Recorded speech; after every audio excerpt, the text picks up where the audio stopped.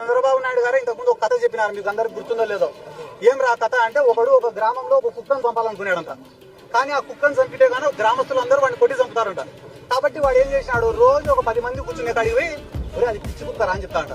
మళ్ళీ ఇంకో గుంపు కాడికి పోతాడంట, ఒరే ఆ కుక్క నిన్ననే ఒక ముసలోని గడిచిదిరా అని చెప్తాడ.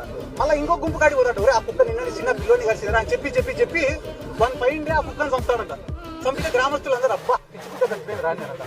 అట్లా ఇదో రాష్ట్రంలో నువ్వు తప్పు చేయాల్సిన అవసరం లే.